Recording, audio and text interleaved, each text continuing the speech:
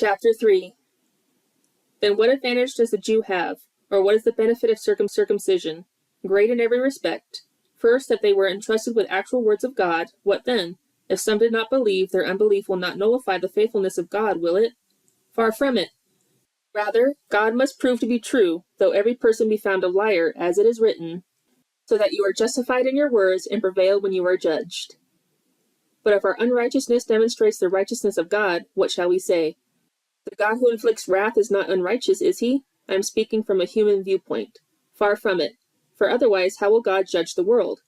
But if through my lie the truth of God abounded to his glory, why am I also still being judged as a sinner? And why not say, just as we are slanderously reported and as some claim that we say, let's do evil that good may come of it? Their condemnation is deserved. What then, are we better than they? Not at all. For we have already charged that both Jews and Greeks are all under sin, as it is written. There is no righteous person, not even one. There is no one who understands, there is no one who seeks out God. They have all turned aside, together they have become corrupt. There is no one who does good, there is not even one. Their throat is an open grave, with their tongues they keep deceiving.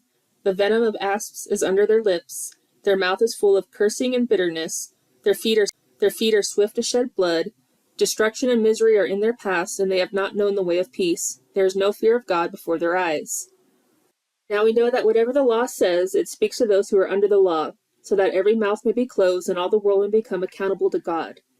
Because by the works of the law, none of mankind will be justified in his sight, for through the law comes knowledge of sin. But now, apart from the law, the righteousness of God has been revealed, being witnessed by the law and the prophets. But it is the righteousness of God through faith in Jesus Christ for all those who believe. For there is no distinction, for all have sinned and fall short of the glory of God, being justified as a gift by his grace through the redemption which is in Christ Jesus, whom God displayed publicly as a propitiation in his blood through faith.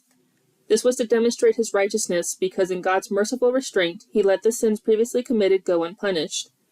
For the demonstration, that is, of his righteousness at the present time, so that he would be just and the justifier of the one who has faith in Jesus. Where then is boasting? It has been excluded. By what kind of law? Of works? No, but by the law of faith.